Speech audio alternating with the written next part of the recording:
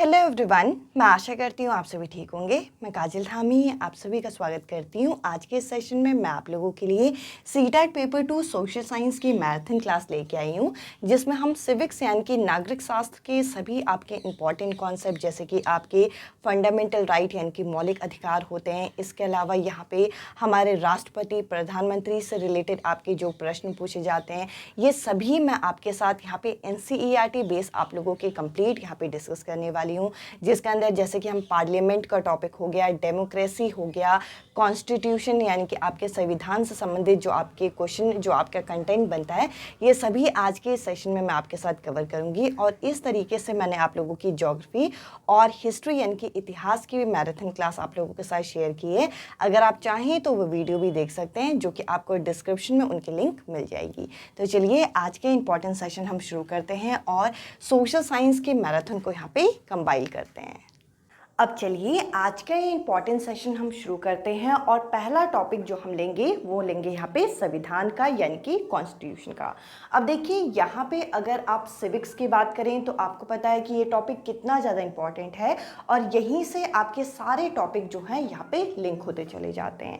तो देखिए सबसे पहले तो हमें पता होना चाहिए कि संविधान क्या है। तो देखिए कॉन्स्टिट्यूशन हमें क्या बताता है, यहाँ पे ये एक तरीके से नियम या फिर सिद्धांतों का एक समूह है जो कि किसी भी देश को शासन करने के लिए चाहिए होते हैं।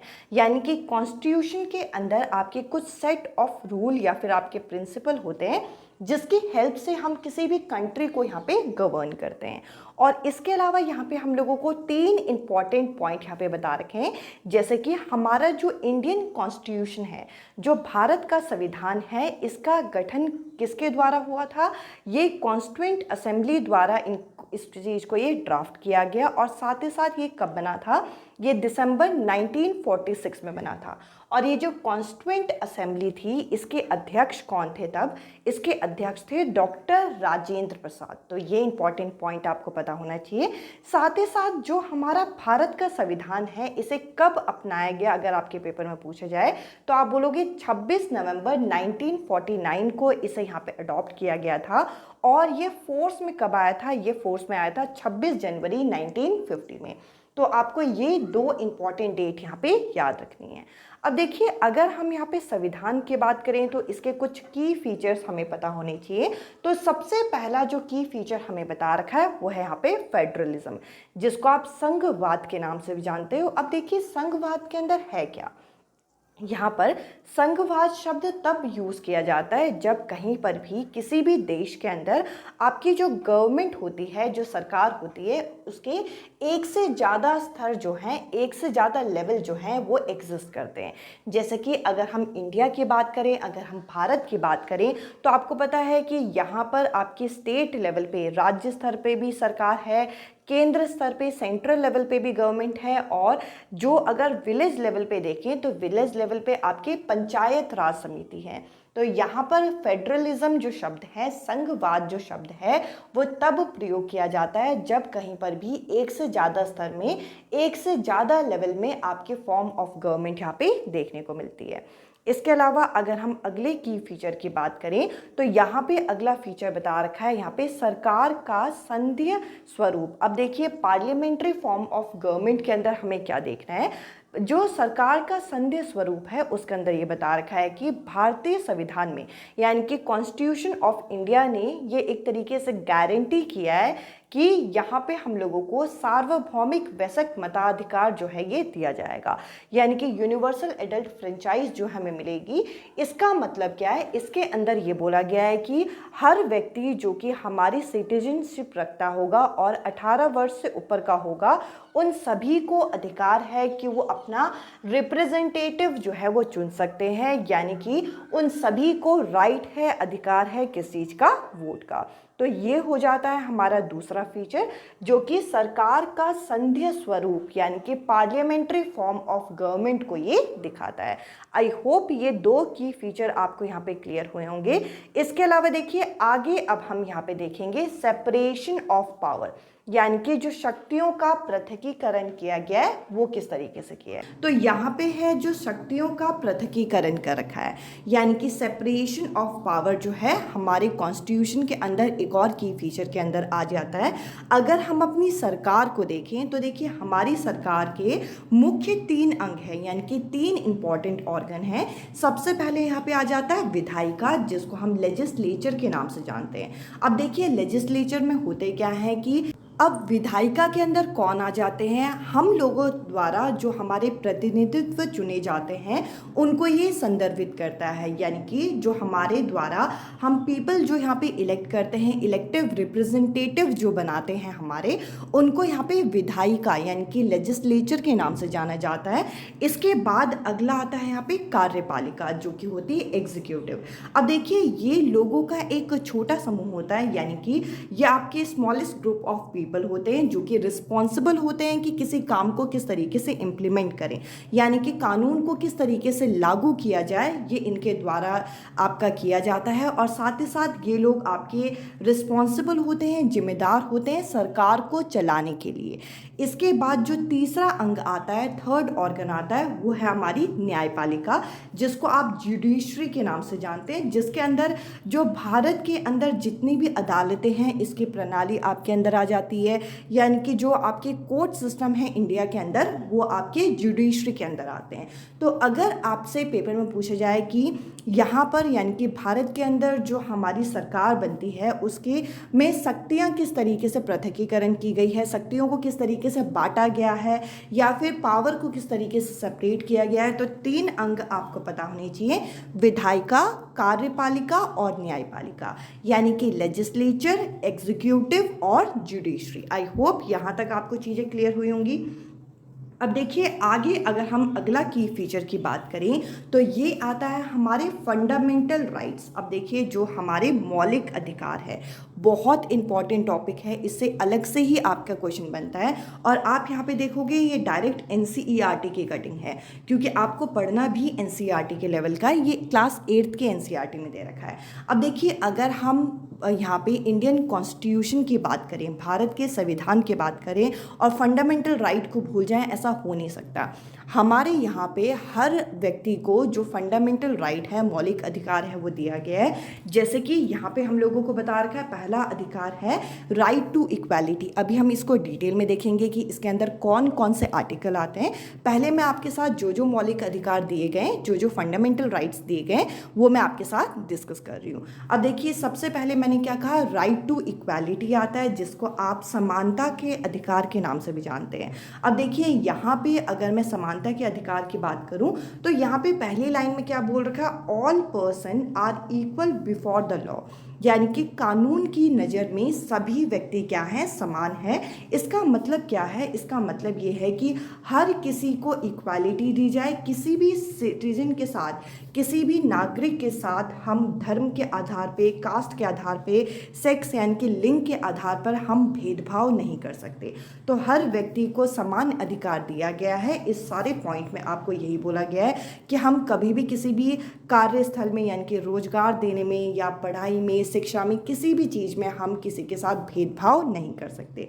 तो यहाँ पे समानता का अधिकार जो है ये दे रखा है। इसके अलावा अगर हम आगे देखें तो देखिए अगला जो आपका फंडामेंटल राइट है वो है आपका स्वतंत्रता का अधिकार, यानी कि अगला मौलिक अधिकार है स्वतंत्रता का अधिकार, जिसको आप यहाँ पे राइट टू फ्रीडम के नाम से जानते हैं। अब देखिए आपको स्वतंत्रता कहाँ चाहिए, आपको स्वतंत्रता अभिव्यक्ति में चाहिए, यानी कि अपने एक्सप्रेशन में चाहिए। इसके अलावा भाषण की स्वतंत्रता चाहिए हमें, यानी कि स्पीच और एक्सप्रेशन की आपको फ्रीडम चाहिए। आप किसी के साथ भी एसोसिएट हो सकते हैं, किसी भी संगठन के साथ जुड़ सकते हैं, किसी भी देश में आ जा सकते हैं, किसी भी तरीके का यहाँ पे पेशा, इसके अलावा कारोबार जो है कर सकते हैं। इस तरीके का आपको प्रैक्टिसेस चाहिए, यानी कि कोई भी प्रोफेशन आप अडॉप्ट कर सकते हैं, कोई भी ऑक्यूपेशन आप स्टार्ट कर सकते हैं, किसी भी कंट्री के किसी भी पार्ट में आप इजीली आ जा सकते हैं। ये सारी की सारी फ्रीडम हमें चाहिए होती है।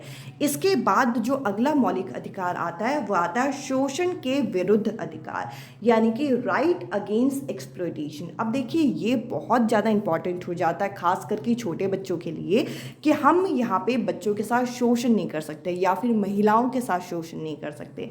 तो इसमें यहाँ पे बोल रखा है कि हम किसी को भी यहाँ पे ट्रैफिकिंग में नहीं फंसा सकते, फोर्स लेबर यानी कि जबरन हम किसी के साथ श्रम नहीं करा सकते, मानव व्यापार नहीं कर सकते, और 14 वर्ष से कम बच्चे को हम यहाँ पे 14 वर्ष से जो कम आयु के बच्चे हैं उनके को कोई मजदूरी का काम हम यहाँ पे नहीं दे सकते। ये सभी एक तरीके के अपराध के अंदर आता है। इसके बाद अगला जो मौलिक अधिकार है वो है धार्मिक स्वतंत्रता का अधिकार। अब देखिए यहाँ पे ये जो राइट है इसे right to freedom of religion के नाम से जानते हैं। अब देखिए हमारी जो कंट्री है ये एक सेकुलर कंट्री है। एक और आपके पास यहाँ पे जो फीचर है वो रह गया है, अभी हम इसके बाद डिस्कस करेंगे। सेकुलर कंट्री का मतलब क्या है कि हम लोग एक ऐसी कंट्री में रहते हैं जो कि अलग अलग धर्मों के से बनी हुई है। तो हम किसी एक धर्म का ही प्रसार नहीं कर सकते, यानी कि किसी भी एक रिलीजन को ही हम प्रायोरिटी नहीं दे सकते। हमें हर किसी को समान अधिकार देना है, और इसी के तहत ये आपका बनाया गया है कि आप किसी भी रिलीजन को चूज़ करो। ये आपकी एक तरीके से फ्रीडम है, यानी कि धार्मिक स्वतंत्रता की आपको यहाँ पे एक तरीके से फ्रीडम जो है ये दे रखी है। इसके अलावा आगे दो और आपके मौलिक अधिकार बच गए हैं, उनको भी जरा हम देखते हैं, जो कि आप यहाँ पे देख सकते हैं कि कल्चरल एंड एजुकेशनल राइट्स, यानी कि सांस्कृतिक और शैक्षणिक अधिकार। अब इसके अंदर क्या आता है कि आप यहाँ पे देखेंगे कि ये जो अधिकार है इसके अंदर ये कहा गया है कि धार्मिक एवं भाषाई, यानी कि जो आपके यहाँ पे एजुकेशनल और इंस्टीट्यूट के अंदर हम यहाँ पे सभी तरीके के माइनॉरिटी ग्रुप को, सभी रिलीजन को, सभी लिंग्विस्टिक यानी कि अलग अलग भाषाएं बोलने वाले सभी समुदाय को हम यहाँ पे इंक्लूड करेंगे। आप कभी भी यहाँ पे सांस्कृतिक और शैक्षणिक अधिकार जो है किसी से छीन नहीं सकते, जिसके अंदर आपका शिक्षा का अधिकार भी आ जाता है, राइट टू एजुकेशन भी आ जाता है। इसके बाद अगला जो आपका फंडामेंटल राइट है ये है यहाँ पे राइट टू कॉन्स्टिट्यूशनल रेमेडी, यानी कि उपचार का अधिकार। अब देखिए इससे पहले जो मैंने आपके साथ 5 अधिकार यहाँ पे डिस्कस किए, अगर इनमें से कोई भी राइट आपका यहाँ पे वॉयलेट होता है यानी कि आपसे छीना जाता है, तो आप यहाँ पर इस राइट के तहत, राइट टू कॉन्स्टिट्यूशनल रेमेडी के तहत अपने अधिकारों के लिए आप आवाज़ उठा सकते हो।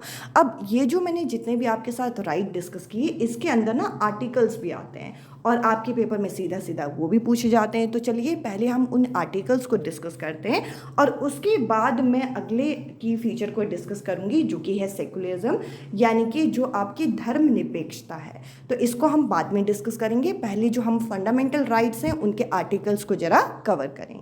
अब देखिए जैसा कि मैंने कहा कि हमारे जितने भी यहाँ पे मौलिक अधिकार हैं, जितने भी फंडामेंटल राइट्स हैं, इसके अंदर आपके आर्टिकल्स भी आते हैं। जैसे कि ये जो आपका राइट टू इक्वालिटी है, यानी कि समानता का अधिकार है, इसके अंदर आर्टिकल 14 से लेकर आर्टिकल 18 को आपका यहाँ पे रखा गया है। इसके अलावा जो दूसरा मौलिक अधिकार है राइट टू फ्रीडम, यानी कि स्वतंत्रता का अधिकार, इसके अंदर आर्टिकल 19 से लेकर 22 तक यहाँ पे रखा गया है। इसके बाद राइट अगेंस्ट एक्सप्लॉयटेशन, यानी कि जो आपका शोषण के विरुद्ध अधिकार है, इसके अंदर आर्टिकल 23 और 24 यहाँ पे रखा गया है। साथ ही साथ अगर आप यहाँ पर देखते हैं तो अगले आपके 3 और आर्टिकल हैं जो कि है right to freedom of religion, यानी कि धर्म की स्वतंत्रता का अधिकार। इसके अंदर आर्टिकल 25 से लेकर अनुच्छेद 25 से लेकर 28 तक रखा गया है। इसके अलावा कल्चरल एंड एजुकेशनल राइट, यानी कि जो आपके सांस्कृतिक और शैक्षिक संबंधित अधिकार है, इसके अंदर आर्टिकल 29 और 30 यहाँ पे रखा गया है। और साथ ही साथ राइट टू कॉन्स्टिट्यूशनल रेमेडी, यानी कि जो उपचार का अधिकार है, इसके अंदर आर्टिकल 32 को यहाँ पे रखा गया है। तो इनको भी आपको जरा डिटेल में देखना होगा। अब देखिए सबसे पहले अगर मैं यहाँ पे राइट टू इक्वालिटी यानी कि समानता का अधिकार देखूँ तो इसके अंदर आपके 4 आर्टिकल आ जाएंगे, 14 यहाँ पे 14 से लेकर 18 तक। अब देखिए यहाँ पे अगर हम देखते हैं सबसे पहले आर्टिकल 14 जो है वो आपको क्या बोलता है, वो ये बोलता है कि हमें इक्वालिटी देनी है बिफोर लॉ, यानी कि यहाँ पे हम लोगों को इक्वालिटी, सबको समान अधिकार देना है और इक्वल प्रोटेक्शन करना है हर किसी के लॉ का। तो ये स्टेटमेंट आपको यहाँ पे दे रखा है आर्टिकल 14 के अंदर। आर्टिकल 15 जो है, अनुच्छेद 15 जो है, इसके अंदर ये बोल रखा है कि हम किसी के साथ डिस्क्रिमिनेशन यानी कि भेदभाव जो है वो नहीं कर सकते। किस ग्राउंड पे? यहाँ पे रिलीजन, रेस, कास्ट या फिर प्लेस ऑफ बर्थ यानी कि धर्म, इसके अलावा मूल वंश, लिंग और जन्म स्थान के आधार पर आप किसी के साथ भेदभाव नहीं कर सकते। तो ये आपके अनुच्छेद 15 के अंदर यहाँ पे मेंशन किया गया है। इसके बाद अगर आप आगे देखेंगे तो देखिए इसके अंदर आपका आर्टिकल 16 जो है, जो आपका राइट टू इक्वालिटी के अंदर आता है, आर्टिकल 16 जो है वो है इक्वालिटी ऑफ अपॉर्चुनिटी। हमें क्या करना है? हमें यहाँ पे लोगों को यहाँ पे अवसर की समानता भी देनी है और इक्वालिटी जो देंगे हम अपॉर्चुनिटी की, ये आर्टिकल 16 के अंदर रखा गया है। आर्टिकल 17 जो है एक इम्पॉर्टेंट आर्टिकल है, जो कि यहाँ पे जो छुआछूत होता है यानी कि अनटचेबिलिटी होती है, इसको अबॉलिश करने के बाद और इस प्रैक्टिस को छोड़ने की बात की गई है। तो ये शेड्यूल कास्ट, शेड्यूल ट्राइब के लिए एक इम्पॉर्टेंट आर्टिकल यहाँ पे हो जाता है। इसके बाद यहाँ पे बता रखा है कि अबॉलिशन ऑफ टाइटल यानी कि सेना या फिर आप किसी भी एकेडमिक संबंधित सम्मान के को छोड़कर किसी और तरीके का टाइटल आप अपने नाम के आगे नहीं लगा सकते। तो देखिए यहाँ पर आपको आर्टिकल 18 के अंदर ये चीज़ मेंशन की गई है। इसके अलावा देखिए आगे हम लोग देखेंगे राइट टू फ्रीडम यानी कि स्वतंत्रता के अधिकार के अंदर आपका यहाँ पे आर्टिकल 19 से लेकर 22 तक आ जाएंगे। आर्टिकल 19 जो है वो आपको 6 तरीके का राइट देता है, 6 तरीके की सुरक्षा देता है। सबसे पहले freedom and speech and expression यानी कि वाक और अभिव्यक्ति का। इसके अलावा यहाँ पे सम्मेलन का यानी कि असेंबली का। इसके अलावा एसोसिएशन का यानी कि संघ बनाने का। मूवमेंट का यानी कि किसी संचारण का। और रेजिडेंस यानी कि कहीं पे निवास करने का, या फिर किसी प्रोफेशन को यहाँ पे आपका अपनाने का। तो ये 6 तरीके की आपकी जो राइट्स हैं, 6 तरीके के जो अधिकार है वो आपका किसके अंदर आ जाते हैं? यहाँ पे आर्टिकल 19 के अंदर आ जाते हैं। अब ये जो आर्टिकल 20 आपको दे रखा है, इसके अंदर एक तरीके से प्रोटेक्शन आपको मिलेगी किसी भी कन्वेक्शन ऑफ ऑफेंस से, यानी कि अगर आप किसी भी अपराध में फंस गए तो वहाँ पर भी आपको प्रोटेक्शन मिलेगी अगर आप वहाँ पे गलत नहीं होंगे। इसके अलावा यहाँ पे अगर हम आगे बढ़ते हैं तो देखिए यहाँ पे हम लोगों को इसके अलावा कुछ और आर्टिकल हमें बता रखे हैं, जो कि राइट टू फ्रीडम यानी कि स्वतंत्रता के अधिकार के अंदर ही आ जाएगा। अब देखिए आर्टिकल 21 और आर्टिकल 21A बहुत इंपॉर्टेंट है। आर्टिकल 21 जो है आपको protection of life and personal liberty देता है, यानी कि आपको आपके प्राण की और दैहिक स्वतंत्रता का संरक्षण ये करता है। राइट टू प्रोटेक्शन या फिर राइट ऑफ लाइफ बहुत इंपॉर्टेंट है हमारे लिए। इसके अलावा अगला है यहाँ पे आर्टिकल 21A, जो कि इसी के साथ अमिटमेंट किया गया। और आर्टिकल 21A जो है आपको यहाँ पे शिक्षा का अधिकार देता है। राइट टू एजुकेशन जो है यहीं से आया है, जिसके अंदर आपका RTE भी जो है वो इंक्लूड किया गया था। इसके बाद आर्टिकल 22 जो है वो आपको यहाँ पे एक तरीके से प्रोटेक्शन देता है अगर आप कहीं पे अरेस्ट हो जाए और किसी भी केस में अगर आपको यहाँ पे निरोध किया जाए यानी कि डिटेंशन किया जाए, तो इस जगह पर आपको यहाँ पे एक तरीके से प्रोटेक्शन दिया जाएगा। इसके बाद आगे यहाँ पे आता है राइट अगेंस्ट एक्सप्लॉयटेशन, यानी कि अगला आपका फंडामेंटल राइट, जिसके अंदर आर्टिकल 23 और 24 आ जाएंगे। आर्टिकल जो 23 है वो यहाँ पे बताता है कि हम किसी भी बाल श्रम का यहाँ पे प्रतिभेद बता रखा है इसके अंदर, जैसे कि हम कोई फोर्स लेबर यहाँ पे नहीं करा सकते, किसी भी बच्चों के साथ कोई ट्रैफिकिंग नहीं कर सकते, यानी कि उन बच्चों को खरीदना बेचना ये सब नहीं किया जा सकता, और किसी के साथ फोर्स लेबर भी नहीं किया जा सकता। और आर्टिकल यहाँ पे 24 जो है, यहाँ पे जो फैक्ट्रीज यानी कि कारखाने इत्यादि होते हैं, इसमें हम बच्चे का नियोजन नहीं कर सकते, यानी कि इसमें हम इनको एम्प्लॉयमेंट नहीं दे सकते। जो 14 वर्ष से छोटे बच्चे हैं उनको किसी भी तरीके का आप रोजगार जो है वो ऑफर नहीं कर सकते। ये भी एक तरीके से यहाँ पे कानून के अधिकारों का या फिर आप कह लीजिए बच्चों के अधिकारों का यहाँ पे हनन ये बताता है। इसके अलावा देखिए आगे हम लोगों को बता रखा है right to freedom of religion. इसके अंदर आर्टिकल आपके 25 से लेकर 28 तक आ जाएंगे, यानी कि धर्म की स्वतंत्रता का अधिकार। सबसे पहले तो देखिए आपको फ्रीडम होना चाहिए कि आप किसी भी प्रोफेशन को चुन सको, किसी भी काम को चुन सको, किसी भी प्रैक्टिस को चुन सको, किसी भी प्रोपगेशन ऑफ यहाँ पे रिलीजन रिलीजन को चुन सको, यानी कि किसी भी तरीके का आचरण कर सको, किसी का भी प्रचार प्रसार कर सको, किसी भी धर्म का। तो ये आपका आर्टिकल 25 के अंदर आ जाता है। आर्टिकल 26 के अंदर क्या आता है कि आप किसी भी रिलीजियस अफेयर को यहाँ पे क्या कर सकते हैं, मैनेज कर सकते हैं, किसी भी धार्मिक कार्य का यहाँ पे प्रबंध कर सकते हैं। इसकी स्वतंत्रता जो है आपको यहाँ पे दे रखी है। इसके अलावा हम लोगों को आगे यहाँ पे बता रखा है कि हम लोगों के पास यहाँ पे कुछ और यहाँ पे फ्रीडम है, जैसे कि हम लोगों को बता रखा freedom from payment of tax for the promotion of any religion. अब देखिए यहाँ पे बोल रखा है कि आप अगर किसी भी धर्म का प्रचार प्रसार कर रहे हैं तो ज़रूरी नहीं कि आपको टैक्स देना पड़ेगा, इसके लिए भी आपको फ्रीडम दे रखी है। और आप किसी भी तरीके के एजुकेशनल इंस्टीट्यूट में, किसी भी रिलीजियस इंस्टीट्यूट में या वर्शिप में यहाँ पे एक तरीके से पार्ट ले सकते हैं, किसी का भी पार्ट बन सकते हैं। ये आपको फ्रीडम दे रखी है आर्टिकल 28 के अंदर। इसके अलावा देखिए आगे अगर हम देखें तो कल्चर एंड एजुकेशनल राइट, यानी कि सांस्कृतिक और शिक्षा संबंधित अधिकार क्या हैं, इसके अंदर आर्टिकल 2 आ जाएंगे, एक तो 29 और एक 30। अब देखिए 29 के अंदर आपके पास यहाँ पे जो अल्पसंख्यक हैं, जो माइनॉरिटी ग्रुप के हैं, उनकी लैंग्वेज, उनकी जो लिपि होती है, उनके स्क्रिप्ट और उनके कल्चर की यहाँ पे प्रोटेक्शन की बात की गई है। ऐसा नहीं कि उनकी लैंग्वेज को, उनकी यहाँ पे भाषा को, लिपि को हम बिल्कुल ही नकार देंगे, हमें ऐसा नहीं करना। इसके अलावा जो अगला आर्टिकल है आर्टिकल 30, यहाँ पे बताता है कि राइट ऑफ माइनॉरिटी बताता है, यहाँ पे अल्पसंख्यक के वर्गों का अधिकार हमें बता रखा है कि उनके लिए हम लोगों को क्या करना है, उनके लिए यहाँ पे प्रशासन, यानी कि किसी भी तरीके की एजुकेशनल इंस्टीट्यूट में उन लोगों को इस्टेब्लिशमेंट की बात की गई है। ऐसा नहीं कि उनको हम अधिकार नहीं देंगे कि वो यहाँ पे ना आए। आई होप यहाँ तक चीज़ें आपको क्लियर हो रही होंगी। अब देखिए इसके अलावा यहाँ पे अगर हम देखें तो आर्टिकल जो आपका है यहाँ पे फंडामेंटल राइट जो है, यहाँ पे राइट टू कॉन्स्टिट्यूशनल रेमेडी, इसके अंदर आर्टिकल 32 आ जाएगा। और कहीं ना कहीं ये heart and soul of Indian constitution माना गया है। और ये किसके द्वारा बोला गया है, ये आपका BR अम्बेडकर के द्वारा बोला गया है कि ये जो आपका आर्टिकल है आर्टिकल 32, इसे आप यहाँ पे the fundamental of fundamental right बोलेंगे, यानी कि मौलिक अधिकारों का भी एक तरीके से अधिकार यहाँ पे आपको बता रखा है। और इसे यहाँ पे heart and soul of constitution बोला जाता है। आई होप यहाँ तक चीज़ें आपको क्लियर हुई होंगी। अब देखिए यहाँ पे कुछ क्वेश्चन है, जरा इन क्वेश्चंस को जरा साथ में सॉल्व करते हैं और उसके बाद इस कंटेंट में मैं आप लोगों के साथ आगे बढ़ूंगी।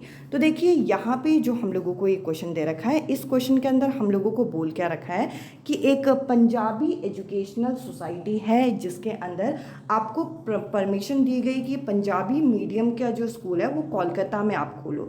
तो यहाँ पे आप फंडामेंटल राइट के अंदर किस तरीके के राइट को आपका गारंटी की गई है, यानी कि एक पंजाबी शैक्षणिक संस्थान जो है कोलकाता में, यहाँ पे पंजाबी माध्यम में खोलने की जो अनुमति दी गई है। तो मौलिक अधिकारों में कौन सा मौलिक अधिकार आपको दिया गया है, तो देखिए यहाँ पे अगर आप देखेंगे तो इसके अंदर आप अपने कल्चर को, अपनी संस्कृति को, अपनी शैक्षणिक अधिकारों को आप यहाँ पे दिखा रहे हो, क्योंकि यहाँ पे स्कूल भी खुल रहा है तो शैक्षणिक अधिकार, और क्योंकि यहाँ पे पंजाबी कल्चर को एक तरीके से दबाने की कोशिश नहीं कर रहे, उसको निखार रहे हैं, तो यहाँ पे कल्चरल एंड एजुकेशनल राइट जो है यहाँ पे दिया गया है। इस क्वेश्चन का पहला जो ऑप्शन है ये करेक्ट आंसर है। इसके अलावा देखिए अगला जो हम लोगों के सामने क्वेश्चन है उसके अंदर क्या बोल रखा है कि a child worried about the increasing air pollution ask if her fundamental right is वॉलेटेड। अब देखिए यहाँ पे बोल रखा है कि एक बच्चा बढ़ते हुए जो वायु प्रदूषण है इससे चिंतित होकर पूछता है कि क्या उसके मौलिक अधिकारों का उल्लंघन किया गया है। अब देखिए यहाँ पे अगर देखिए कि अगर कोई चिंतित है किसी चीज़ को लेके कि ऐसा हो रहा है तो हम लोगों को दिक्कत हो सकती है, तो हम अपने जीवन को लेके दिक्कत है, हमें यहाँ पे अपनी राइट टू लाइफ को लेके हम लोगों को दिक्कत हो रही है कि हमारा जीवन यहाँ पे खतरे में आ सकता है। और अगर हमारा जीवन खतरे में आ सकता है तो ये कौन से आर्टिकल के अंदर आ जाएगा, ये आपका आर्टिकल 21 के अंदर आ जाएगा। तो आर्टिकल 21 जो है इस क्वेश्चन का करेक्ट आंसर है। अब देखिए यहाँ पे इसका उल्टा क्वेश्चन पूछ लिया गया है कि भारतीय संविधान का जो अनुच्छेद 21 है उसका संबंध किससे है, कि आर्टिकल 21 ऑफ इंडियन कॉन्स्टिट्यूशन ये किस चीज़ को एंटाइटल कर रहा है, ये हमारा राइट ऑफ लाइफ को, यानी कि जीवन के अधिकार को एक तरीके से ये दिखाने की कोशिश कर रहा है।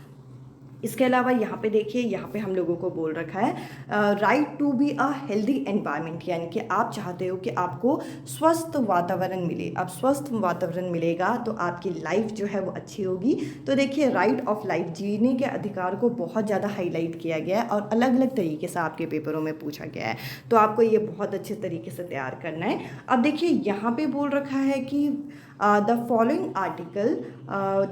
article a Dalit can use to file a case of court for discrimination on the basis of caste, यानी कि निम्नलिखित में से कौन सा अनुच्छेद के आधार पर यहाँ पे जाति आधारित भेदभाव को के चलते एक दलित समुदाय का व्यक्ति जो है वो न्यायालय में यहाँ पे मुकदमा दायर कर सकता है।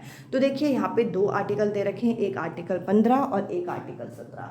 तो देखिए, यहाँ पे आर्टिकल 15 और 17 के बारे में आपको पता होना चाहिए। आर्टिकल 15 जो है ये भेदभाव को लेके है, डिस्क्रिमिनेशन को लेके है, और आर्टिकल 17 जो है वो अनटचेबिलिटी यानी कि छुआछूत को लेके है। तो ये दोनों के दोनों एक तरीके से भेदभाव का एक तरीके से भाग या फिर एक तरीके से तरीका हो सकता है। तो इस क्वेश्चन का आंसर क्या होगा? बोथ ए एंड बी, यानी कि दोनों ए और बी दोनों सही है।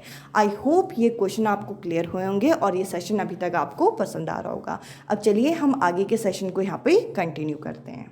अब मैं आप लोगों को हमारे जो कॉन्स्टिट्यूशन यानी कि संविधान है उसका अगला की फीचर यहाँ पे डिस्कस करूँगी, जिसको हम यहाँ पे धर्मनिरपेक्षता यानी कि जिसको हम सेकुलरिज्म के नाम से जानते हैं। अब देखिए, एक सेकुलर स्टेट, एक धर्मनिरपेक्ष राज्य क्या होगा? एक ऐसा राज्य जिसमें हम किसी भी आधिकारिक तौर पर हम ऑफिशियली किसी भी लैंग्वेज को या फिर आप कह लीजिए किसी भी रिलीजन को हम प्रमोट नहीं करते। हम ये नहीं बोलेंगे कि यहाँ हिंदू ज़्यादा रहते हैं तो हिंदू राष्ट्र होगा, या फिर यहाँ मुस्लिम रहते हैं तो मुस्लिम राष्ट्र होगा। हम इस तरीके की बात नहीं करेंगे। हमारा जो भारत है एक सेकुलर कंट्री है जिसमें अलग अलग रिलीजन के, अलग अलग धर्म के लोग एक साथ रहते हैं और सब एक दूसरे का सम्मान करते हैं। तो ये जो क्वालिटी है इसे यहाँ पे धर्मनिरपेक्षता या फिर सेकुलरिज्म के नाम से जाना जाता है। इसके अलावा देखिए, यहाँ पे हम लोगों को क्या बता रखा है गवर्नमेंट के बारे में। अब जब हम कॉन्स्टिट्यूशन की बात करें और गवर्नमेंट टॉपिक को छोड़ दें, ऐसा तो हो नहीं सकता। तो गवर्नमेंट के बारे में क्या बता रखा है कि गवर्नमेंट क्या है? Government is a group of people. सरकार क्या है? सरकार एक तरीके से लोगों का समूह है जो कि किसी भी राज्य या राष्ट्र के शासन के अधिकारों के बारे में हमें बताता है। यानी कि एक ग्रुप ऑफ पीपल है जिनके पास एक अथॉरिटी है, जिनके पास एक अधिकार है कि वो किसी देश या फिर किसी यहाँ पे राज्य पे किस तरीके से शासन होगा और साथ ही साथ शासन करने का इनके पास अधिकार होता है। तो बेसिकली गवर्नमेंट क्या है? ऐसे लोग जिनके पास एक अधिकार है कि वो यहाँ पर शासन कर सकते हैं, वो होंगे आपके गवर्नमेंट। अब यहाँ पे बता रखा है कि गवर्नमेंट क्या कर सकती है, सरकार क्या कर सकती है। ये निर्णय लेता है और काम को पूरा करता है। कहीं ना कहीं ये डिसीजन लेगा और किसी भी काम को कंप्लीट करेगा। और साथ ही साथ जो सरकार होती है वो कई तरीके के सामाजिक मुद्दों पर भी कार्यवाही करती है। यानी कि गवर्नमेंट जो है कई सारे सोशल इशू पर भी काम करती है। अब अगर हम गवर्नमेंट यानी कि सरकार के बारे में देख रहे हैं तो देखिए, हमें यहाँ पे लेवल ऑफ गवर्नमेंट यानी कि सरकार के जो हमारे स्तर हैं इनके बारे में भी हमें पता होना चाहिए। तो सबसे पहले आ जाता है आपका स्थानीय स्तर पे, यानी कि लोकल लेवल पे अगर हम गवर्नमेंट की बात करें तो जो हमारे गांव या फिर आप यहाँ पे कह सकते हैं कि गांव, कस्बे या ऐसे इलाकों की जो सरकार होती है उनको हम क्या कहेंगे? लोकल गवर्नमेंट यानी कि स्थानीय गवर्नमेंट के नाम से जानेंगे। इसके अलावा अगर हम स्टेट गवर्नमेंट यानी कि जो राज्य स्तर पर अगर हम सरकार की बात करें तो ऐसी सरकारें जैसे कि हरियाणा या फिर असम, ये कुछ ऐसे आपके स्टेट बता रखे हैं जो कि पूरे राज्य को कवर करें, तो वो आपके आ जाएंगे स्टेट गवर्नमेंट। इसके अलावा नेशनल गवर्नमेंट यानी कि राष्ट्रीय स्तर पर अगर हम बात करें तो पूरे देश में जो सरकार होगी वो आपके क्या कहलाएगी? वो आपका पूरे देश को जो चलाएगी वो आपका नेशनल लेवल की गवर्नमेंट यहाँ पे कहलाती है। इसके अलावा देखिए, यहाँ पे हमें टाइप ऑफ गवर्नमेंट भी बता रखे हैं कि गवर्नमेंट जो है, सरकार जो है वो कितने तरीके की हो सकती है। तो यहाँ पे हम लोगों को सबसे पहले बता रखा है मोनार्की, यानी कि यहाँ पे जो साम्राज्य है उसके बारे में बता रखा है। अब ऐसे टाइप की गवर्नमेंट जो कि किसके द्वारा रूल की जाती है, जो कि किसी किंग या क्वीन के द्वारा रूल की जाती है, ऐसे सरकार का का रूप जिसमें राजा या रानी के पास निर्णय लेने का अधिकार होता है और सरकार चलाने की पूरी शक्ति होती है। इनके पास पूरा का पूरा एक रूल होता है, साथ ही साथ पावर होती है कि वो पूरे के पूरे अपने एक तरीके से गवर्नमेंट को चला सके। इसको हम क्या कहते हैं, इसको हम मोनार्की कहते हैं। इसके अलावा दूसरा टाइप आता है आपका लोकतंत्र, जिसको आप डेमोक्रेसी के नाम से जानते हो। अब डेमोक्रेसी के अंदर क्या होता है, डेमोक्रेसी जो होती है ये इसके अंदर लोकतंत्र के अंदर आप देखोगे कि लोगों द्वारा शासन जो है किया जाएगा, जो कि काफ़ी सही होता है। डेमोक्रेसी क्या है, is the rule by the people. Democracy के अंदर रूल कौन करता है, पीपल करते हैं, लोग करते हैं। अब इसके अलावा यहाँ पे अगला आता है यहाँ पे प्रतिनिधि लोकतंत्र, जिसे आप रिप्रेजेंटेटिव डेमोक्रेसीज के नाम से जानते हो। अब देखिए ये एक ऐसी सरकार होती है जिसमें लोग डायरेक्टली यहाँ पे रूल नहीं करते, वो क्या करते हैं, वे अपने रिप्रेजेंटेटिव यहाँ पे चुनते हैं, यानी कि प्रतिनिधि यहाँ पे चुनते हैं और उनके माध्यम से यहाँ पे जो सरकार है उसे चलाया जाता है। आई होप ये जो आपको मैंने अभी जो हमारे सरकार के स्तर होते हैं और इसके प्रकार होते हैं ये डिस्कस किया, आपको ये क्लियर हुआ होगा। इसके अलावा देखिए यहाँ पे अगर आप गवर्नमेंट की बात कर रहे हैं तो हम लोगों को कुछ हेल्थ फैसिलिटीज़ भी यहाँ पे पता होनी चाहिए कि हेल्थ सर्विसेज कैसी होनी चाहिए। तो देखिए हमारे आसपास दो तरीके की हेल्थ सर्विस होती है। एक होता है आपके पब्लिक हेल्थ सर्विस जो कि सार्वजनिक स्वास्थ्य सेवाएं होती हैं, एक होती है प्राइवेट हेल्थ सर्विस। अब देखिए जो आपके पब्लिक हेल्थ सर्विस होती हैं यानी कि सार्वजनिक स्वास्थ्य सेवाएं होती हैं, ये ऐसी सर्विसेज होती हैं, ऐसे आपके हेल्थ सेंटर होते हैं जो किसके द्वारा चलाए जाते हैं, ये ऐसी श्रृंखला होती है जो कि गवर्नमेंट द्वारा यानी कि सरकार द्वारा ये चलाई जाने वाली सेवाएं हैं। अब देखिए अगर हम विलेज लेवल पे बात करें तो विलेज लेवल पे आप यहाँ पे देखोगे कि यहाँ पे हेल्थ सेंटर जो है यहाँ पे चलाए जाते हैं, यहाँ पे स्वास्थ्य केंद्र जो है यहाँ पे बनाए जाते हैं, जिसके अंदर आप यहाँ पे देखोगे कि एक ग्राम सेवा और एक नर्स जो है यहाँ पे अपॉइंट की जाती है। और अगर हम डिस्ट्रिक्ट लेवल की बात करें तो डिस्ट्रिक्ट लेवल पे आप देखोगे कि अगर हम जिला स्तर पे बात करें तो सभी इसके अंदर आने वाली जो स्वास्थ्य केंद्र हैं इनकी निगरानी करने का काम करते हैं। बट कहीं ना कहीं अगर हम प्राइवेट हेल्थ सर्विस की इसे कंपेयर करें तो इसमें आपका कम खर्चा लगता है, बट सेवाएं जो है वो उतनी बेहतरीन नहीं दी जाती जितनी आपकी प्राइवेट हेल्थ सर्विस में दी जाती है। तो कंपैरिजन आपको यहाँ पे पता होना चाहिए। अगर हम यहाँ पे प्राइवेट हेल्थ फैसिलिटीज़ की बात करें, निजी स्वास्थ्य सेवाओं की बात करें, तो देखिए यहाँ पे आप देखेंगे कि बहुत सारे डॉक्टर जो हैं ऐसे ही आपके बहुत सारे क्लिनिक जो है यहाँ पे चला रहे हैं। और ग्रामीण क्षेत्रों में अगर हम देखें तो इसे हम रजिस्टर्ड मेडिकल प्रैक्टिशनर के नाम से जानते हैं, RMPs के नाम से जानते हैं। और अर्बन एरिया में ऐसे बहुत सारे डॉक्टर हैं, शहरी क्षेत्र में ऐसे बहुत सारे डॉक्टर हैं जो कि अपने क्षेत्र में विशेषज्ञ होकर ये इस तरीके की फैसिलिटी जो है वो प्रोवाइड करते हैं। बट अगर हम जो आपके सार्वजनिक स्वास्थ्य केंद्र हैं उससे अगर कंपेयर करें इसे, यानी कि पब्लिक हेल्थ सर्विस से अगर इसे कंपेयर करें तो ये बहुत एक्सपेंसिव भी होता है और आम जनता के लिए थोड़ा सा अफोर्डेबल नहीं होता। इसके अलावा प्राइवेट फैसिलिटीज़ के अंदर ये जो प्राइवेट फैसिलिटी है यानी कि निजी स्वास्थ्य केंद्र है, ये आपके सरकार के नियंत्रण में नहीं आती। यानी कि ऐसा नहीं है कि गवर्नमेंट जितना प्राइस सेट करेगी उतना ही प्राइस इन्हें सेट करना है, ये उनके कंट्रोल के अंदर नहीं होती है। इसके अलावा देखिए आगे अब हम देखेंगे पार्लियामेंट के बारे में। जब हम यहाँ पे हमारे कॉन्स्टिट्यूशन की बात करें, हमारे संविधान, हमारे गवर्नमेंट की बात करें तो पार्लियामेंट के बारे में भी हमें जानना बहुत ज़रूरी है। तो देखिए पार्लियामेंट बेसिकली है क्या, हमारा जो भारतीय संसद है ये आपका क्या दिखाता है, ये हमें दिखाता है कि जो लोकतंत्र के सिद्धांत हैं, जो हमारे यहाँ पे प्रिंसिपल ऑफ डेमोक्रेसी है, उसमें लोगों के यहाँ पे विश्वास की एक तरीके से अभिवृद्धि होती है। यानी कि एक तरीके से लोगों का एक एक्सप्रेशन दिखाता है, एक फेथ दिखाता है कि लोग किस तरीके से यहाँ पे फेथ दिखाते हैं, किस तरीके से विश्वास करते हैं। तो ये आपको पॉइंट क्लियर होना चाहिए। और अगर हम यहाँ पे देखें तो देखिए हमारे पार्लियामेंट के अंदर कौन कौन यहाँ पे इंक्लूड किए जाते हैं, यानी कि यहाँ पे भारत के संसद के कौन कौन सदस्य होते हैं। तो सबसे पहले आपको याद रखना है यहाँ पे हमारे जो प्रेसिडेंट होंगे, हमारे जो राष्ट्रपति होंगे, इसको यहाँ पे रखा जाता है। और साथ ही साथ यहाँ पे हमारे राज्यसभा के मेंबर और लोकसभा के मेंबर। तो आपसे पेपर में डायरेक्ट ये चीज़ पूछी जाती है। अब चलिए हम आगे के कॉन्सेप्ट को डिस्कस करें। अभी मैंने आपके साथ डिस्कस किया कि जो हमारा पार्लियामेंट ऑफ इंडिया होता है उसके अंदर कौन कौन आते हैं, उसके अंदर आपके प्रेसिडेंट ऑफ इंडिया को यहाँ पे रखा जाता है, लोकसभा और राज्यसभा के मेंबर। अब देखिए इससे रिलेटेड डायरेक्ट हम लोगों का यहाँ पे क्वेश्चन जो है ये पूछा गया है, जैसे कि जो आपका पार्लियामेंट ऑफ इंडिया है यानी कि भारत का संसद है, इसमें कौन कौन यहाँ पे शामिल होते हैं। तो देखिए यहाँ पे प्राइम मिनिस्टर तो इसमें होते नहीं है, प्रधानमंत्री तो इसमें होंगे नहीं। इसके अलावा यहाँ पे जो थर्ड ऑप्शन अगर हम देखें तो यहाँ पे आपका प्रेसिडेंट, राज्यसभा और लोकसभा के मेंबर बता रखे हैं, यानी कि राष्ट्रपति, राज्यसभा और लोकसभा के मेंबर, ये सही है। सेकेंड ऑप्शन इसलिए नहीं होगा क्योंकि यहाँ पे चीफ मिनिस्टर हमें बता रखे हैं और लास्ट ऑप्शन में प्राइम मिनिस्टर बता रखे हैं। तो देखिए यहाँ पे जो करेक्ट आंसर है वो होगा आपका तीसरा ऑप्शन। इस तरीके के क्वेश्चन आपके यहाँ पे पार्लियामेंट ऑफ इंडिया यानी कि भारत के संसद से यहाँ पे पूछे जाते हैं। अब इसके अलावा हम लोगों को पार्लियामेंट ऑफ इंडिया यानी कि ये जो आपका संसद है इसके यहाँ पे कुछ फंक्शन भी बता रखे हैं, जैसे कि सबसे पहले तो ये आपके नेशनल गवर्नमेंट यानी कि जो राष्ट्रीय सरकार होती है इसका चयन करने में मदद करती है। साथ ही साथ ये यहाँ पे कंट्रोल करती है और इन्फॉर्म करती है गवर्नमेंट को, यानी कि सरकार को नियंत्रित करना और मार्गदर्शन करके उसे सूचित करने का काम करती है और कानून बनाने का भी काम करती है।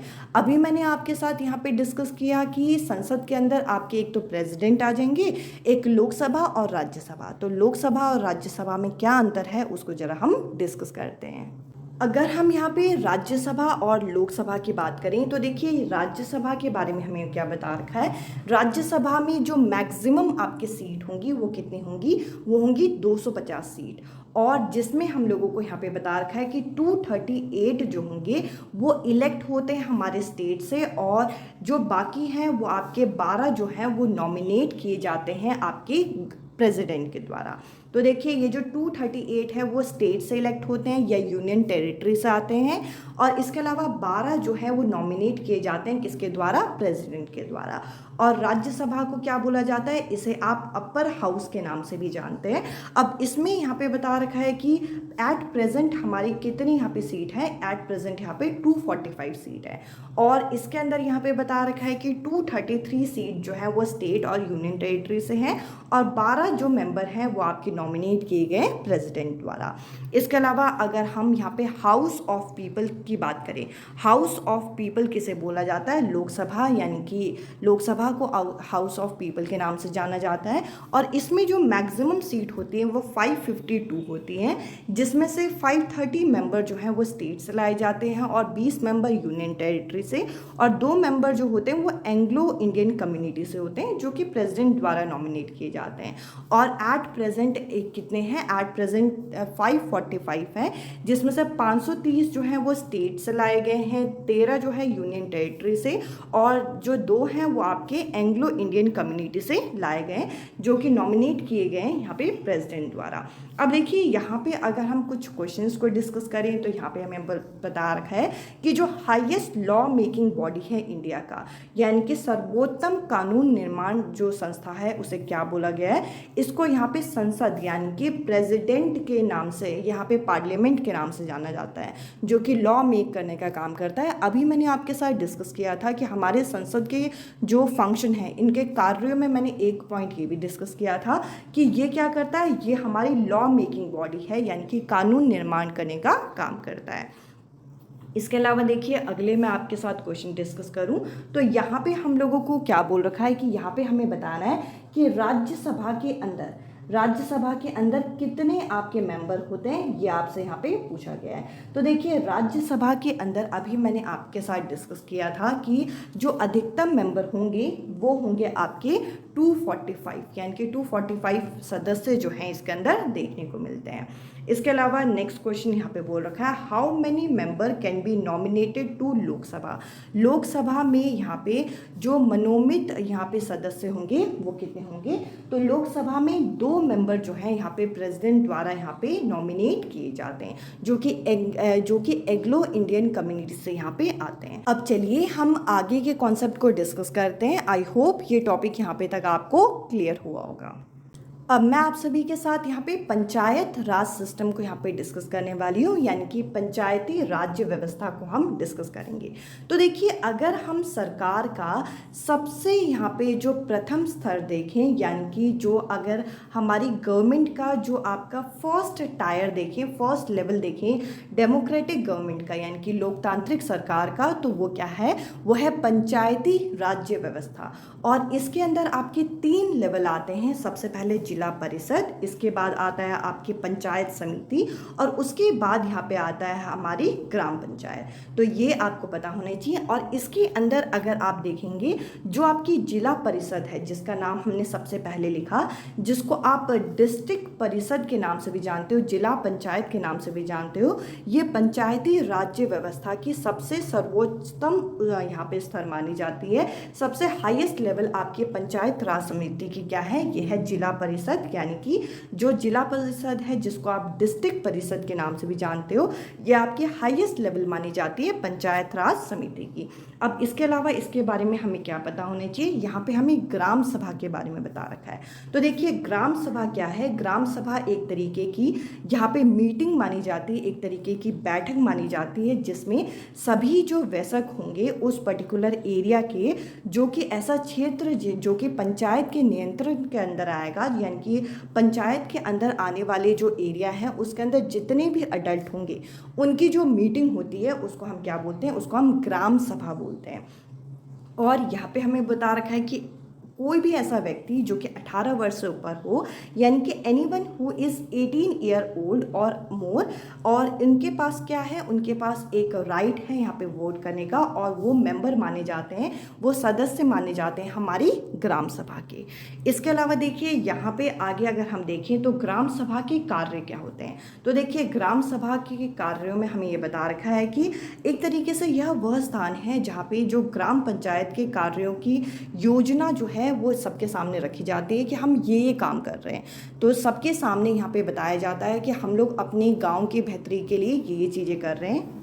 अगर हम यहाँ पे कुछ और कार्यों की बात करें तो देखिए, यहाँ पे ग्राम सभा का ये भी काम होता है कि जो निर्वाचित यहाँ पे प्रतिनिधि होते हैं, यानी कि जो इलेक्टिव रिप्रेजेंटेटिव होते हैं, इन पे ये नज़र रखते हैं, और साथ ही साथ उन्हें यहाँ पे एक तरीके से उनकी जिम्मेदारी यहाँ पे बताते हैं कि आप लोगों की क्या रिस्पॉन्सिबिलिटी है लोगों को लेके, और आपको क्या क्या काम करना है। तो यहाँ पर जो इलेक्टिव रिप्रेजेंटेटिव होते हैं, इनकी निगरानी करना या फिर एक तरीके से इन पे यहाँ पे एक नज़र रखने का काम भी इनका होता है। अब इसके अलावा देखिए, आगे हम लोगों को यहाँ पे बता रखा है कि जो ग्राम पंचायत होते हैं, इसके बारे में हम लोगों को कुछ और इम्पॉर्टेंट पॉइंट बता रखा है। अब अगर हम ग्राम पंचायत की बात करें तो देखिए, यह ग्राम सभा की कार्यकारी शाखा है, यानी कि ये एक तरीके से जो हमारी ग्राम सभा होती है उसकी एग्जीक्यूटिव बॉडी मानी जाती है। कौन? ये जो आपकी ग्राम पंचायत होती है। और यहाँ पे हमें बता रखा है कि हर विलेज की, हर गांव की यहाँ पे पंचायत में से, हर गांव की पंचायत को यहाँ पे अलग अलग वार्ड में यहाँ पे डिवाइड किया गया है, जिसको हम छोटे छोटे एरिया बोलते हैं। आप देखिए, इस तरीके से आपका एक बड़ा एरिया है जिसमें हर गांव के एरिया को हमने छोटे छोटे ऐसे वार्ड में यहाँ पे इस तरीके से बांट दिया है। और यहाँ पे हम लोगों को बोल रखा है कि यहाँ पे ये जो इलेक्टिव रिप्रेजेंटेटिव होता है उसे वार्ड मेंबर बोला जाता है, जिसको आप पंच के नाम से भी जानते हैं। यानी कि प्रत्येक वार्ड में से यहाँ पे क्या किया जाता है, यहाँ पे प्रतिनिधि जो है उसको चुना जाता है, जो कि वार्ड का सदस्य होता है, जिसको आप पंच के रूप में भी जानते हैं।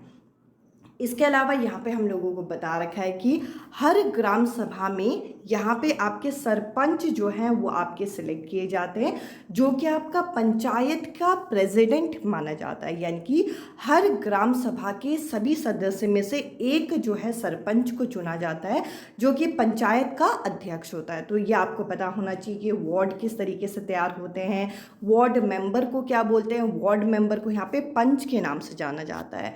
अब इसके अलावा हम लोगों को कुछ और इम्पॉर्टेंट पॉइंट यहाँ पे ग्राम पंचायत के बारे में बता रखे हैं। जैसे कि जो ग्राम पंचायत होती है ये 5 वर्षों के लिए इलेक्ट की जाती है। यानी कि जो ग्राम पंचायत का चुनाव होता है ये 5 वर्ष के लिए किया जाता है, और 5 वर्ष बाद ग्राम पंचायत के चुनाव जो है ये दोबारा किए जाते हैं। और जो ग्राम पंचायत होता है, ये इंपॉर्टेंट क्वेश्चन है, ये प्रीवियस ईयर में भी आया हुआ है। जो ग्राम पंचायत होता है उसमें एक सेक्रेटरी भी यहाँ पे होता है, उसमें एक सचिव भी यहाँ पे होता है, जो कि आपका निर्वाचित व्यक्ति नहीं होता है। इसको यहाँ पे इलेक्टिव मेंबर नहीं कहते, इसको यहाँ पे इलेक्शन द्वारा इसे रखा नहीं जाता। ये आपका अपॉइंट किया जाता है, ये आपका नियुक्त किया जाता है, किसके द्वारा? यहाँ पे सरकार के द्वारा। तो आपको पता होना चाहिए कि जो ग्राम पंचायत होता है उसमें एक सेक्रेटरी होता है, एक सचिव होता है, जिसके यहाँ पे जो कि एक निर्वाचित व्यक्ति नहीं होता, जिसको यहाँ पे क्या किया जाता है, जिसको यहाँ पे नियुक्त किया जाता है, जिसको अपॉइंट किया जाता है। जो कि कौन अपॉइंट करता है? जो कि यहाँ पे गवर्नमेंट जो है, सरकार जो है, इसको अपॉइंट करती है। इसके अलावा ये जो सेक्रेटरी होता है, ये जो सचिव होता है, ये ग्राम सभा और ग्राम पंचायत की बैठक बुलाने का काम करता है। यानी कि जो सेक्रेटरी होता है ये किस चीज़ के लिए रिस्पॉन्सिबल होता है? ये यहाँ पे मीटिंग बुलाता है ग्राम सभा और ग्राम पंचायत की, और साथ ही साथ इनकी प्रोसीडिंग यानी कि इनकी जो कार्यवाही है इसका पूरा रिकॉर्ड रखने की जिम्मेदारी भी इसकी होती है। तो यहाँ पे हमने क्या क्या इंपॉर्टेंट पॉइंट देखे, तो देखिए यहाँ पे जो ग्राम पंचायत होता है इसमें एक सेक्रेटरी होता है जो कि इलेक्ट नहीं किया जाता, जो कि निर्वाचित व्यक्ति नहीं होता, इसको नियुक्त किया जाता है सरकार के द्वारा। इसका काम क्या होता है ये हमने देखा। इसके अलावा ग्राम पंचायत जो है ये कितने वर्ष के लिए होती है? ये 5 वर्ष के लिए होती है। साथ ही साथ आप लोगों ने यहाँ पर देखा कि हर गांव से यहाँ पे वार्ड मेंबर जो है यहाँ पे तैयार किए जाते हैं, यानी कि हर वार्ड से, जिसको आप क्या बोलते हो? पंच बोलते हो। और हर ग्राम सभा में यहाँ पे सरपंच जो है आपका यहाँ पे तैयार किया जाता है। सरपंच जो होता है ये पंचायत का अध्यक्ष माना जाता है। इसके अलावा अगर आपसे कोई पूछे कि ग्राम पंचायत क्या है, तो ग्राम पंचायत हमारी ग्राम सभा की कार्यकारी आपके शाखा मानी जाती है, एक एग्जीक्यूटिव बॉडी मानी जाती है। इसके अलावा हम लोगों ने यहाँ पे देखा कि जो ग्राम सभा है इसके काम क्या है।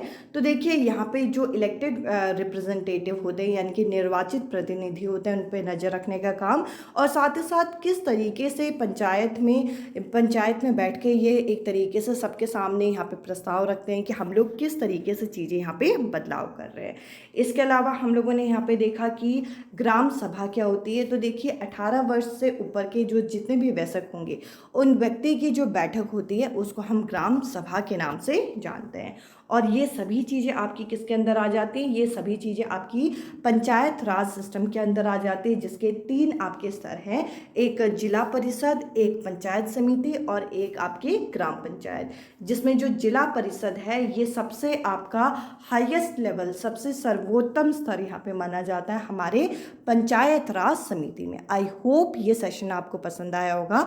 अब चलिए मैं आप लोगों के साथ इस टॉपिक के कुछ क्वेश्चन और आगे का सेशन हम कंटिन्यू करते हैं। अब मैं आपके साथ कुछ प्रश्नों को डिस्कस करती हूँ जिसमें आपके मिक्स क्वेश्चन यहाँ पे लिए गए हैं। जैसे कि आप यहाँ पे देख सकते हैं, which government is consider as a representative one, किस सरकार को यहाँ पे आमतौर से प्रतिनिधि के रूप में माना जाता है। तो देखिए सबसे पहला है एक तांत्रिक यानी कि ऑटोक्रेटिक, जिसमें एक ही यहाँ पे क्या करेगा, एक ही व्यक्ति जो है शासन करेगा। अब इसके अलावा अगला है यहाँ पे जो साम्राज्य है यानी कि डेमोक्रेसी। अब देखिए इसके अंदर डेमोक्रेसी नहीं, सॉरी, मोनार्की। अब इसके अंदर क्या होता है कि इसके अंदर राजा या रानी यहाँ पे शासन करते हैं और उन्हीं का साम्राज्य जो है वो आगे बढ़ रहा होता है। अगला है लोकतांत्रिक, जिसको आप डेमोक्रेटिक बोलते हो। अब देखिए डेमोक्रेटिक में लोग जो है यहाँ पे रिप्रेजेंट करते हैं, यहाँ पे अपने रिप्रेजेंटेटिव यहाँ पे प्रतिनिधित्व चुनते हैं और वो यहाँ पे एक तरीके से शासन करते हैं और लोगों के द्वारा ये इलेक्ट होता है। तो इस क्वेश्चन का आंसर तो यही है। पर हमें लेसेस फेयर के बारे में भी पता होना चाहिए। अब ये जो लेसेस फेयर है इसका मतलब क्या है? इसके अंदर यहाँ पे कोई भी शासन नहीं करेगा, हर कोई अपनी मर्जी से कोई भी काम कर सकता है। तो ये तो एक तरीके से सबसे अगर हम प्रॉपर्ली देखें तो यहाँ पे सरकार के ढांचे में सबसे बेकार आपका माना जाएगा कि किसी के भी अंडर नहीं है, यानी कि कोई भी इंसान कुछ भी काम करे, कोई रूल ब्रेक करे तो इससे कोई आपका फ़र्क नहीं पड़ेगा। तो ये वाला तो बिल्कुल भी नहीं होगा। इस क्वेश्चन का जो करेक्ट आंसर है वो है लोकतांत्रिक यानी कि डेमोक्रेटिक। इसके अलावा देखिए अगला क्वेश्चन यहाँ पे है, which of the following is an aspect of monarchy, यानी कि निम्नलिखित में से कौन सा राजतंत्रीय सरकार का की पहलू है। अब देखिए यहाँ पे हम लोगों को बोल रखा है कि इनमें से कौन सा आपका मोनार्की के अंदर आ जाएगा। अब देखिए यहाँ पे पहला ऑप्शन है कि नागरिकों को अपना राजा या रानी चुनने की अनुमति होती है। तो देखिए राजा या रानी चुनने की अनुमति होती है ऐसा कुछ है नहीं, तो ये वाला ऑप्शन तो नहीं होगा। People can raise question about the decision of monarch take, यानी कि राजा रानी द्वारा लिए गए निर्णय पे यहाँ पे नागरिक जो है सवाल उठा सकते हैं। तो देखिए मोनार्की में इतनी स्वतंत्रता नहीं दी जाती। इसके अलावा यहाँ पे है कि monarch has absolute power to rule the country, यानी कि जो देश पे राज करने के लिए राजा या रानी के पास संपूर्ण शक्तियाँ होती हैं। तो ये कहीं ना कहीं सही है। अगला है the final decision making power is on the hand of people, तो यहाँ पे जो अंतिम निर्णय लेने की जो शक्ति होती है ये राजा रानी के हाथों में ना होके अपितु नागरिकों के हाथों में होती है। अगर नागरिकों के हाथों में होती तो इसे लोकतांत्रिक बोला जाता है, इसे राजतंत्र तो नहीं बोला जाता, तो ये भी नहीं हो सकता। इस क्वेश्चन का थर्ड जो ऑप्शन है ये करेक्ट आंसर है। आई होप ये क्वेश्चन भी आपको क्लियर हुआ होगा। अब देखिए यहाँ पे एक और क्वेश्चन है जिसमें क्या बोल रखा है कि जो द काउंसिल ऑफ स्टेट यानी कि ये टाइटल किसको दिया गया है। तो देखिए यहाँ पे हमें पता है कि हमारे पार्लियामेंट में दो तरीके के हाउस होते हैं, एक होता है आपका लोकसभा और एक होता है राज्यसभा। लोकसभा को यहाँ पे हाउस ऑफ पीपल बोला जाता है, ये भी क्वेश्चन आपसे पेपर में पूछा जा सकता है। उसके अलावा जो हमारी राज्यसभा होती है इसे बोलते हैं काउंसिल ऑफ स्टेट। तो अगर आपसे इस क्वेश्चन का आंसर कोई पूछे तो आप यहाँ पे आंसर क्या बोलेंगे।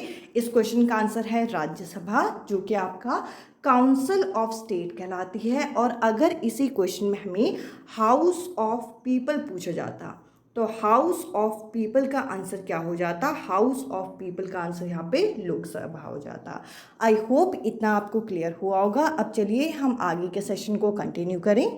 अब यहाँ पे हम लोगों को यूनिवर्सल अडल्ट फ्रेंचाइज के बारे में बता रखा है, जिसको हम सार्वभौमिक वयस्क मताधिकार के नाम से भी जानते हैं। अब देखिए इसके अंदर क्या होता है कि इसके अंदर सभी सिटीजन जो कि 18 वर्ष से ऊपर के होते हैं, चाहे वो किसी भी जाति के हों, चाहे वो किसी भी तरीके की शिक्षा उन्होंने प्राप्त की हो, चाहे वो किसी भी धर्म के हो, रंग के हो, नस्ल के हों, उन सभी को यहाँ पे मतदान देने की स्वतंत्रता है।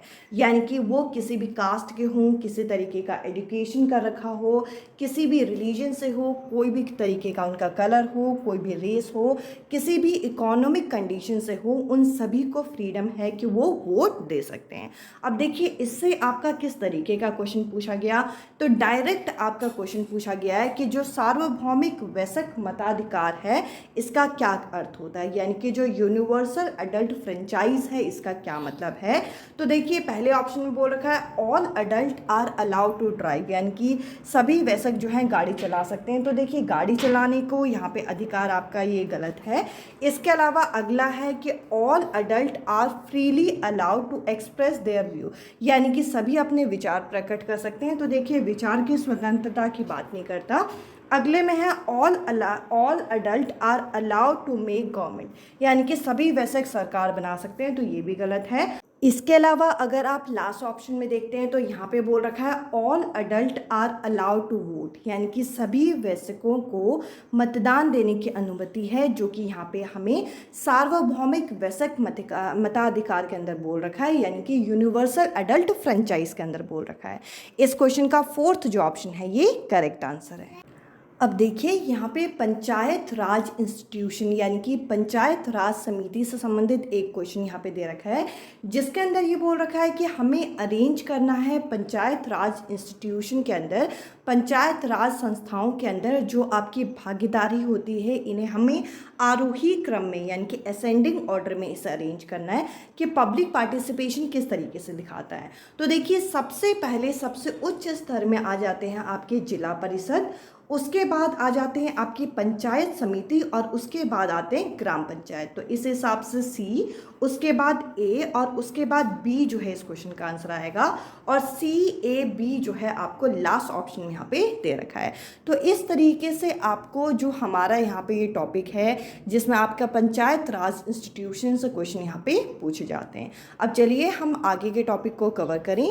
अब देखिए हम लोगों को बहुत इंपॉर्टेंट 2 पॉइंट यहाँ पे बता रखे हैं, 2 तरीके के गाइडलाइन, एक जिसे हम यहाँ पे विशाखा दिशा निर्देश के नाम से जानते हैं यानी कि विशाखा गाइडलाइन के नाम से जानते हैं, और एक आपका DK बासु गाइडलाइन से जानते हैं। तो इनसे आपके क्वेश्चन बनते हैं, ये आपको बहुत अच्छी तरीके से तैयार करना है। तो देखिए ये जो आपका विशाखा गाइडलाइन है ये किसके लिए है, ये आपके कार्यस्थल जो होते हैं, जो वर्क प्लेस होते हैं, उसमें वुमेन्स के साथ जो हैरेसमेंट होता है यानी कि महिलाओं के साथ जो यौन शोषण की यहाँ पे घटनाएं होती हैं, इसके लिए गाइडलाइन यहाँ पे बनाया गया है। और इस तरीके के हैरेसमेंट करता हुआ कोई व्यक्ति पकड़ा जाएगा तो उसके साथ यहाँ पे कार्रवाई होगी, जो कि यहाँ पे विशाखा गाइडलाइन के अंदर आएगी। तो अगर आपका वर्क के अंदर यानी कि वर्क प्लेस के अंदर वुमेन हैरेसमेंट का कोई भी क्वेश्चन आए तो आप सीधा सीधा यहाँ पे विशाखा गाइडलाइन टिक कर देना। या फिर इस तरीके का क्वेश्चन आता है कि जो विशाखा गाइडलाइन है वो किससे संबंधित है, तो आपको ये भी पता होना चाहिए। अगला यहाँ पे है DK बासु गाइडलाइन। अब देखिए DK बासु गाइडलाइन जो है ये आपका किसके लिए है, ये आपका अगर किसी भी व्यक्ति के साथ यहाँ पे गिरफ्तारी, इसके अलावा नज़रबंदी या फिर पूछताछ हो तो उस समय यहाँ पे जो प्रक्रिया अपनाई जाएगी उसको लेके यहाँ पे पूरा संक्षेप में चीज़ें बता रखी हैं। यानी कि किसी भी पर्सन को अगर कोई पुलिस अरेस्ट कर ले या डिटेंशन कर दे या इंटेरोगेशन उसके साथ हो तो उसमें क्या क्या प्रोसीजर यहाँ पे फॉलो किया जाएगा, इसके बारे में डिटेल में बता रखा है। अब देखिए इससे रिलेटेड आपके कैसे क्वेश्चन प्रीवियस ईयर में पूछे गए हैं। तो यहाँ पे हम लोगों को सीधा सीधा क्वेश्चन ये पूछा गया है कि what are the DK Basu guideline which laid down by the Supreme Court of India, यानी कि भारत के सर्वोच्च न्यायालय द्वारा जो आपका DK बासु निर्देश है उसमें क्या बता रखा है। तो देखिए वो आपका डोमेस्टिक वायलेंस के बारे में नहीं बताता DK बासु गाइडलाइंस। इसके अलावा वुमेन्स के साथ जो आपका हैरेसमेंट होता है ये आपका विशाखा गाइडलाइन से पता चलता है, तो ये गलत है।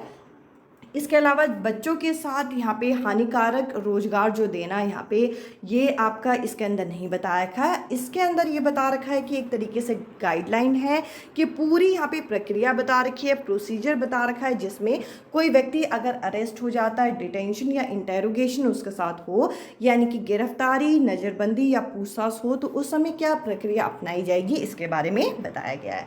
तो देखिए इस क्वेश्चन का जो करेक्ट आंसर है वो है आपका सेकेंड ऑप्शन। अब चलिए मैं आप लोगों के साथ अगले क्वेश्चन को यहाँ पे डिस्कस करती हूँ।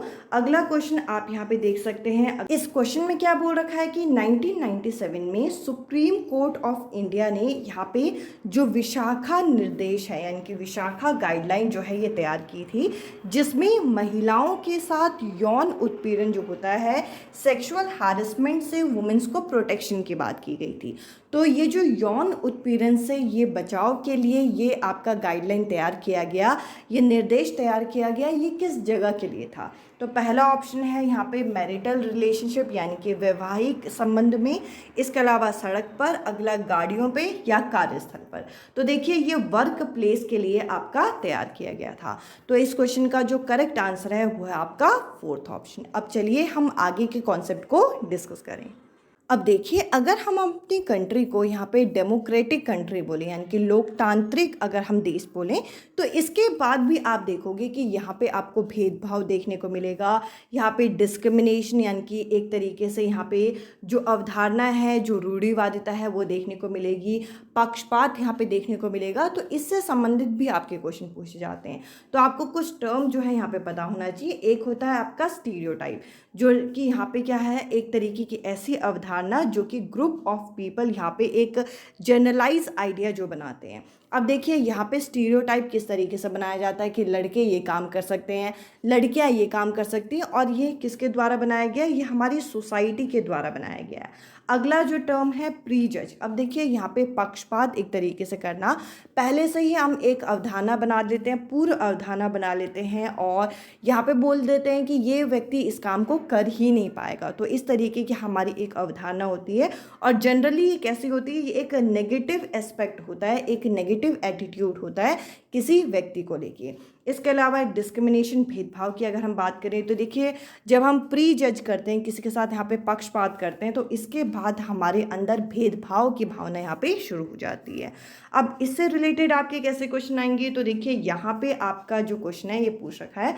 अब यहाँ पे एक टॉपिक है जो कि सिविल लॉ से रिलेटेड है। अब ये जो सिविल लॉ से रिलेटेड है, इस टॉपिक को, अब इस क्वेश्चन को मैं अभी आपके साथ डिस्कस करूँगी, जब आपके साथ क्रिमिनल लॉ और सिविल लॉ में डिफरेंस डिस्कस करूँगी, उसके बाद हम ये क्वेश्चन करेंगे। अब देखिए यहाँ पे आप जरा इस टॉपिक का क्वेश्चन देखेंगे तो यहाँ पे बोल रखा है कि which of the following is an example of stereotype. इनमें से कौन सा स्टीरियोटाइप का एग्जाम्पल है? पहले ऑप्शन में बोल रखा है कि girls are emotional, soft spoken and gentle, यानी कि लड़कियां ज़्यादा भावुक होती हैं, ज़्यादा यहाँ पे कोमल होती हैं और बहुत मधुर आवाज़ में बोलती हैं, और लड़के जो होते हैं वो राउडी होते हैं, वो फिजिकली स्ट्रांग होते हैं, तो शारीरिक रूप से वो बलवान होते हैं, ये बोल रखा है। जबकि सी ऑप्शन में बोल रखा है कि दोनों जो होंगे लड़के लड़कियां गणित में अच्छे होंगे। तो देखिए जो स्टीरियोटाइप होता है एक तरीके की हमारी पूर्व अवधारणा ही है, और ये बताता है कि लड़के ये काम करेंगे, ये लड़कियां ये काम करेंगी। तो सी तो हो नहीं सकता, ए और बी यहाँ पे सही है, जो कि आपको पहले ऑप्शन में मिल रहा है। अभी मैंने आपके साथ सिविल लॉ और क्रिमिनल लॉ से रिलेटेड एक क्वेश्चन दिखाया था, पहले उसके टॉपिक को हम डिस्कस करते हैं, फिर उस क्वेश्चन को हम कवर करेंगे। अब देखिए अगर आप किसी भी लीगल एक्शन को लेते हो तो इसमें दो तरीके के एक लॉ बनते हैं, एक बनता है आपका क्रिमिनल लॉ और एक बनता है आपका सिविल लॉ। जो क्रिमिनल लॉ होता है वो किसके ऊपर बनाया जाता है? वे एक तरीके से कोई चोरी डकैती, किसी तरीके की हैरेसमेंट अगर आप कर लो, और किसी तरीके का आपका डावरी या मर्डर का केस होता है जिसमें एक क्राइम जिसे कंसिडर किया जाता है, वो आपका क्रिमिनल लॉ होता है। और सिविल लॉ जो होता है ये आपका क्या है? ये अगर किसी के राइट को, किसी के अगर अधिकारों का हनन हो जाए, जैसे कि किसी तरीके का डिस्प्यूट है, लैंड का डिस्प्यूट हो सकता है, डिवोर्स का हो सकता है, या किसी का चीज़ को खरीदने बेचने में अगर कोई बेईमानी की जाए तो वो आपका सिविल लॉ के अंदर आ जाता है। तो इस तरीके से आपको ये चीज़ याद रखनी है, यानी कि एक होता है आपका फौजदारी कानून और एक होता है सिविल कानून। फौजदारी कानून के अंदर कोई हत्या हो गई, कोई मर्डर हो गया, किसी तरीके का आप यहाँ पे डावरी के बाद किसी तरीके की यहाँ पे लड़की के साथ परेशानी की गई हो, इस तरीके से उसे परेशान किया गया, वो सारा आपका फौजदारी कानून के अंदर आ जाएगा। और जो सिविल कानून है उसके अंदर जैसे कि भूमि बिक्री से संबंधित कोई तरीके का विवाद है तो इन चीज़ों को यहाँ पे रखा जाता है। अब चलिए मैं आपके साथ वो क्वेश्चन डिस्कस करती हूँ जो कि अभी मैंने आपके साथ शो किया था। अब यहाँ पे एक क्वेश्चन आपसे पूछ रखा है कि इनमें से कौन सा आपका दीवानी कानून के अंदर नहीं आएगा, सिविल लॉ के अंदर नहीं आएगा। अभी मैंने आपके साथ सिविल लॉ को डिस्कस किया था जिसमें बताया था कि कुछ ऐसे डिस्प्यूट जो कि आपका लैंड की वजह से होता है, या फिर आप डिवोर्स वगैरह फाइल करते हो, या कोई सामान की खरीद बेच में अगर आपकी किसी तरीके की एक अनबन हो जाए तो यहाँ पे आप सिविल लॉ की तरफ जाते हो। तो देखिए जब आप किसी तरीके का सेल वगैरह करते हो तो ये भी आपका सिविल लॉ में आएगा, क्योंकि आपको ऐसे ऑप्शन में देखना है जो कि नॉट वाला है, तो ये नहीं हो सकता। इसके अलावा यहाँ पे बच्चे की यहाँ पे जो परीक्षा होती है इसके दावा करना, यानी कि एक तरीके से ये बच्चा मेरा है, कस्टडी का दावा करना, तो ये कस्टडी का दावा भी सिविल लॉ में आएगा, तो ये भी नहीं होगा। डिवोर्स फाइल करना भी सिविल लॉ में होता है, पर अगर किसी के डाउरी की वजह से हैरेसमेंट हो, यानी कि औरत को अगर दहेज के लिए तंग किया जाए, तो ये क्रिमिनल लॉ के अंदर आता है। तो इस क्वेश्चन का डी जो ऑप्शन होगा ये करेक्ट आंसर है। आई होप आज का ये सेशन आपको पसंद आया होगा। आज के सेशन में इतना ही। अब मैं आपसे मिलूंगी अगले सेशन में अगले टॉपिक के साथ। Bye bye, take care.